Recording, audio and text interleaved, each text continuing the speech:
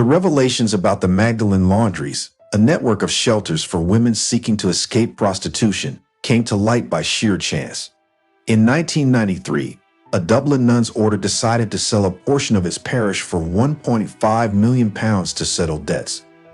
During this process, they approached city authorities to assist in the reburial of 133 female pupils from the convent, originally interred in a local cemetery. However, excavation work uncovered 155 bodies, with nearly half of them lacking death certificates. The order attributed this to an administrative error, hastily cremating the remains. Nevertheless, this sparked a scandal. Former residents of the Magdalene orphanage, now elderly women, demanded an investigation and began revealing the truth about the horrors they endured in a place that was meant to rescue fallen girls. I once had to handle a steaming pot of potatoes and burn my hands, causing me to drop the pan. The pain was excruciating, but the overseeing nuns merely laughed. They seemed sadistic. Then Christmas arrived, and we received so-called gifts, towels, and a minuscule amount of soap. When it was my turn, they said, "You're the one who dropped the potatoes, aren't you? No presents." Once again, the nuns found pleasure in our suffering. They forcibly shaved my hair, then made me publicly apologize, kneeling and kissing the floor in front of everyone. Sister Lawrence often chose Fridays to beat me. That was our bath day, and she would deliberately target me when I was wet, knowing that striking a wet body hurt more. Yet I never shed a tear. Another nun who treated me more kindly always advised, "Cry," because she knew that if I did, the beating would stop. These facilities became akin to concentration camps for Irish women. We were imprisoned without wages, toiling for 10 hours a day, 6 days a week, all year round. Is that anything but slavery? The children were like caged birds, unable to develop proper speech. There was hardly anyone to care for them. After school, they were given a meager lunch and had to endure the painstaking process of lice and nits removal. For dinner, they received tea or bread and butter. Due to the neglect and deplorable conditions, a whooping cough epidemic ravaged through, claiming the lives of many infants. One day, I accidentally broke a bowl, and a nun decided to teach me a lesson. "I'll make you more careful." She fastened a thick rope around my neck, and I wore it for 3 days. Throughout this time, I was forced to eat my meals off the floor every morning. Later, I was commanded to kneel and recite, "I seek forgiveness from Almighty God, Our Lady, and my mentor for the bad example I've set." But how did these asylums, initially places where women voluntarily sought refuge, evolve into inescapable concentration camps? The first Magdalene Asylum opened in Dublin in 1765 with support from the Protestant Salvation Movement, which aimed to rehabilitate women involved in prostitution. The name was purposeful. Mary Magdalene, a reformed prostitute who became a devoted follower of Christ, was chosen as a symbol. Lady Arabella Denny, a well-known Irish philanthropist, managed this orphanage. Soon, other institutions like it began to emerge, forming a network of asylums across Ireland. Women came to them willingly and often returned. Working conditions were initially acceptable, and the girls received genuine assistance, including opportunities to acquire new skills that could help them avoid returning to the world of exploitation. The situation took a turn in 1922 when Ireland gained independence from England. The Protestant organizations lost their influence over these institutions, and the Catholic Church assumed control. This marked the start of a gradual transformation, turning these women's shelters into oppressive concentration camps. The first action taken by the Catholics was the establishment of a network of laundries within these shelters where the girls would labor. The choice of this specialization was presented as symbolic, with claims that the wards were not merely washing away the dirt from the sheets, but also cleansing their souls from sin. However, the actual considerations were quite practical. Laundry work was unskilled and didn't demand training, unlike professions such as sewing or cooking. These orphanages were then expected to become self-sustaining, with the idea that the fallen souls could provide for themselves, given the church's guidance and attempts to lead them onto a righteous path. Yet, it soon became evident that the laundries, if effectively managed, could serve not only as a means of redemption, but also as a source of considerable profit. The key was to effectively utilize the labor of these reformed women. The women confined within the Magdalene Laundries were subjected to grueling work schedules, often from sunrise to sunset. A typical daily regimen at a shelter in Glasgow included starting work at 5:30 a.m., with breakfast at 8 o'clock a.m., followed by another 5 hours of labor until a 1 o'clock p.m. lunch break. Dinner was provided at 7 o'clock p.m., accompanied by communal prayer. Afterward, there was more laundry work, with lights out at 10:30 p.m. Bible readings and constant reminders to repent were interspersed throughout work and meals. The working conditions were deplorable, characterized by a lack of ventilation in the laundries, steam that made breathing difficult, and the corrosive effects of lye on the workers' hands and faces.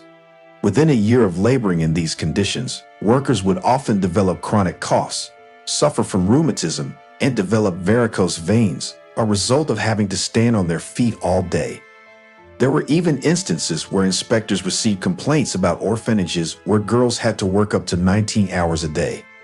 The organizers of these laundries, however, believed in the philosophy that the worse the conditions, the better the outcome. They thought that only strenuous, grueling work could lead the lost souls away from sin and instill obedience.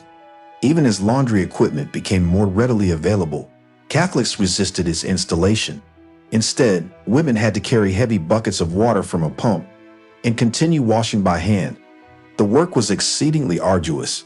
Within just 2 hours, I could no longer feel my arms and back. It involved putting on rubber boots, carrying soaking wet sheets and duvet covers that felt like they weighed a ton. This endured for 5 years, a daily ordeal without respite, without a chance to distract oneself or engage in conversation.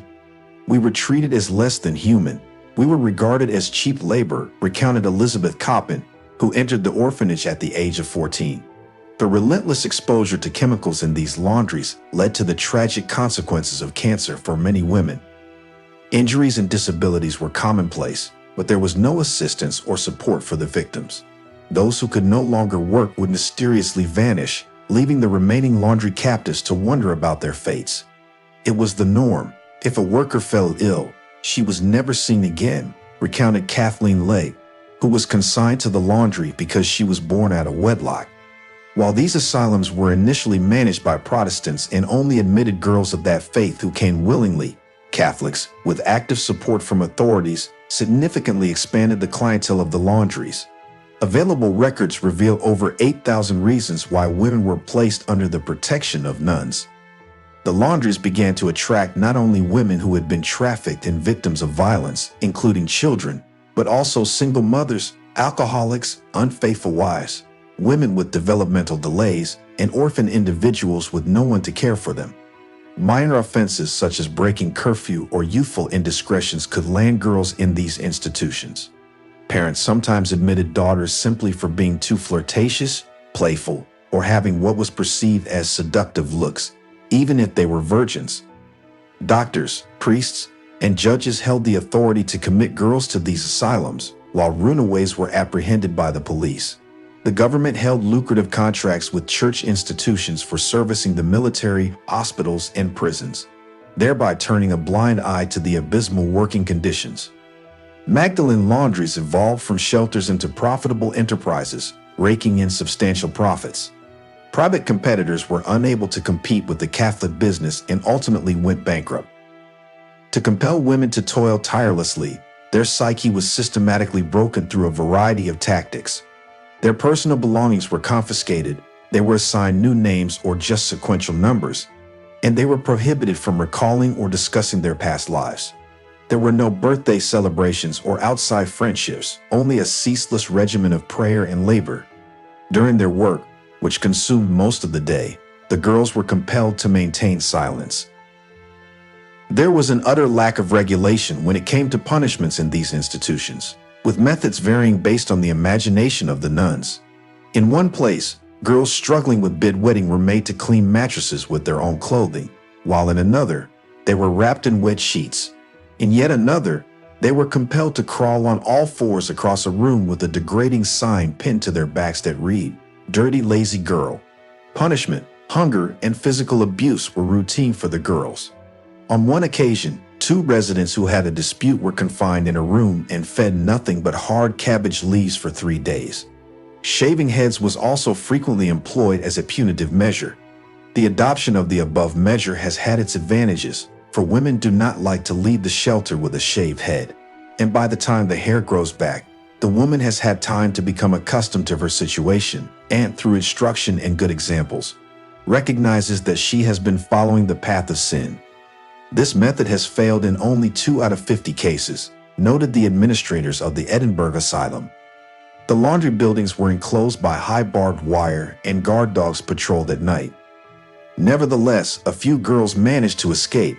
Even if they attempted to leave without taking any of the institution's belongings, they were still pursued as thieves, as the uniforms issued were considered church property. Pregnant captives gave birth within the orphanages and were promptly returned to work. Often, their infants were taken from them and placed with other families, but more frequently, they perished due to lack of proper care. In 2014, the Bon Secours Mother and Child Home in Toulon revealed the remains of 796 babies who had died there between 1925 and 1961. Most succumbed to diseases like whooping cough, measles, laryngitis, and abscesses. Investigations into the infant deaths at Toulon continue to this day.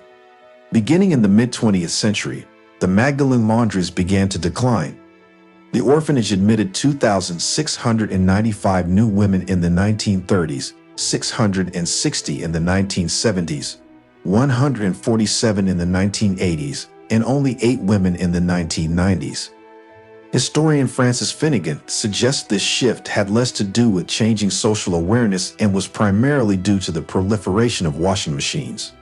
On October 25, 1996, the last remaining laundry in Dublin, which housed around 40 elderly women, many with developmental disabilities, closed.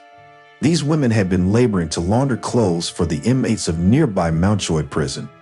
The discovery of a mass grave in the convent cemetery in 1993 triggered a scandal that soon transcended Ireland's borders. Former inmates gave interviews that were published by media outlets worldwide. It became evident that similar institutions with similarly harsh practices existed not only in Ireland, but also in England, Canada, the United States, Australia, Sweden, and Russia. In 1997, an Irish television documentary titled Sex in a Cold Climate shed light on the violence suffered by former inmates in these asylums. In 2002, the feature film The Magdalene Sisters emerged. Bill Donohue, president of the Catholic League for Religious and Civil Rights, accused its creators of intentionally defaming the church. However, according to Mary Jo McDonough, who worked in a laundry for 5 years after being assaulted by a neighbor, the conditions she endured were even worse than depicted in the film. It was only in 2011, following the urging of the United Nations, that the Irish government initiated a comprehensive investigation into the Magdalene shelters. The result of 2 years of investigative work was a 1,000-page report based on the testimonies of women and surviving documents. According to the report, 14,607 women had been employed in the laundries, but this figure is likely a significant underestimate, given that not all prisoners had documentation. 2 weeks after the report's public release, the then Irish Prime Minister Enda Kenny, under mounting public pressure, offered an apology to the women who had passed through the Magdalene asylums and established a compensation fund for their benefit. The Catholic orders, however, remained unresponsive. Irish Cardinal Sin Brady, in a meeting with members of the social movement Justice for Magdalene, acknowledged that by today's standards, much of what happened at that time is difficult to comprehend. He asserted that the wrongs were the responsibility of specific orders, not the entire church. It wasn't until 2018, when Pope Francis issued an apology on behalf of the clergy, that the former inmates of these asylums received recognition.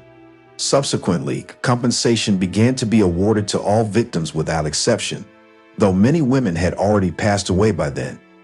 In 2020, it came to light that the inmates of the laundries had never received the medical services promised by the authorities. The state allowed the perpetrators of these crimes to evade accountability, remarked Stephen O'Riordan, director of the Justice for Magdalene movement. This marks the conclusion of a dark chapter in history where institutions created as places of refuge devolved into some of the harshest prisons for women in modern times.